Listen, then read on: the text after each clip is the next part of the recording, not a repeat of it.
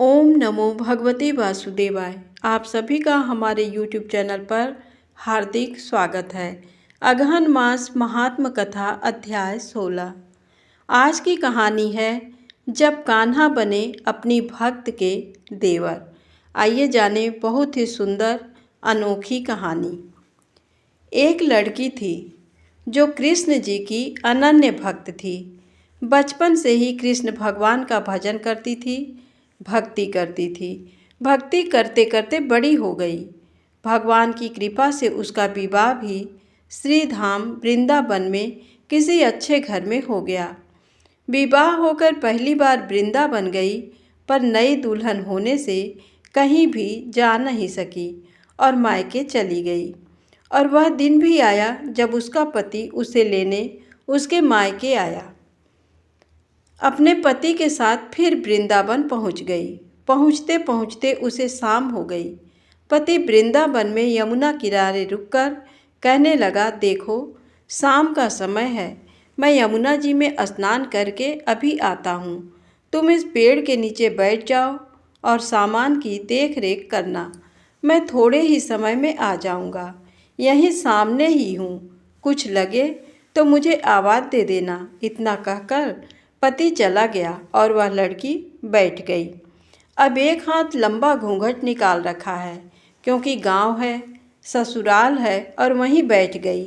मन ही मन विचार करने लगी कि देखो ठाकुर जी की कितनी कृपा है। उन्हें मैंने बचपन से भजा और उनकी कृपा से मेरा विवाह भी श्रीधाम वृंदावन में हो गया।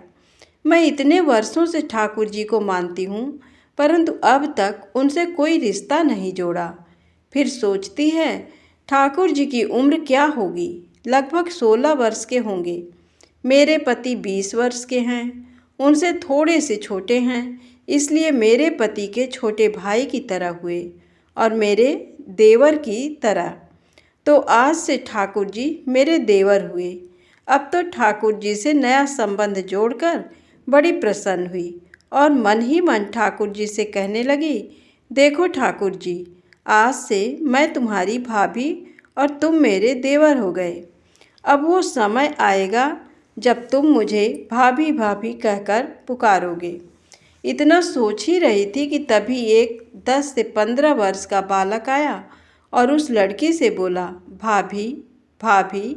लड़की अचानक अपने भाव से बाहर आई और सोचने लगी, वृंदावन में तो मैं नई हूँ, ये भाभी कहकर कौन बुला रहा है।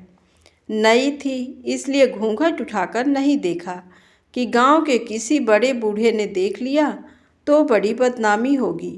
अब वह बालक बार बार कहता, पर वह उत्तर नहीं देती। बालक पास आया और बोला, भाभी तनिक अपना चेहरा तो दिखा दो। अब वह सोचने लगी, भाई ये बालक तो बड़ी जिद कर रहा है, इसलिए कस के घूंघट पकड़कर बैठ गई कि कहीं घूंघट उठाकर देख ना ले।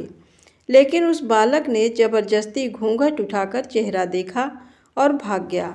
थोड़ी देर में उसका पति आ गया। उसने सारी बात अपने पति से कही। पति ने कहा, तुमने मुझे आवाज़ क्यों नहीं दी? लड़की बोली, वह तो इतने में भाग ही गया था। पति बोला, चिंता मत करो, वृंदावन बहुत बड़ा थोड़े ही है। कभी किसी गली में खेलता मिल गया तो हड्डी पसली एक कर दूंगा, फिर कभी ऐसा नहीं करेगा। तुम्हें जहाँ भी दिखे मुझे ज़रूर बताना। फिर दोनों घर गए। कुछ दिन बाद उसकी सास ने अपने बेटे से कहा, बेटा देख तेरा विवाह हो गया, बहू मायके से भी आ गई, पर तुम दोनों अभी तक बांके बिहारी जी के दर्शन के लिए नहीं गए। कल जाकर बहू को दर्शन करा कर लाना। अब अगले दिन दोनों पति पत्नी ठाकुर जी के दर्शन के लिए मंदिर जाते हैं। मंदिर में बहुत भीड़ थी। लड़का कहने लगा, देखो तुम स्त्रियों के साथ आगे जाकर दर्शन करो, मैं भी आता हूँ। अब वह आगे गई पर घूंघट नहीं उठाती। उसे डर लगता कोई बड़ा बूढ़ा देखेगा तो कहेगा, नई बहू घूंघट के बिना घूम रही है। बहुत देर हो गई। पीछे से पति ने आकर कहा, अरे बावली, बिहारी जी सामने हैं, घूंघट क्यों नहीं खोला? घूंघट नहीं खोलेगी तो दर्शन कैसे करेगी? अब उसने अपना घूंघट उठाया और जो बांके बिहारी जी की ओर मुस्कुराता हुआ दिखा वही बालक। तो एकदम से वह चिल्लाने लगी, सुनिए, जल्दी आइए, जल्दी आइए। पति पीछे से भागा भागा आया और बोला, क्या हुआ? लड़की बोली, उस दिन जो मुझे भाभी भाभी कहकर भागा था वह बालक मिल गया। पति ने कहा, कहाँ है? अभी उसे देखता हूँ।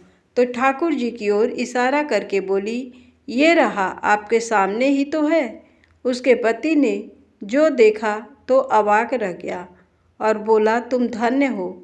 वास्तव में तुम्हारे हृदय में सच्चा भाव ठाकुर जी के प्रति है। मैं इतने वर्षों से वृंदावन में हूँ, मुझे आज तक उनके दर्शन नहीं हुए और तेरा भाव इतना उच्च है कि बिहारी जी के तुझे दर्शन हुए। धन्यवाद।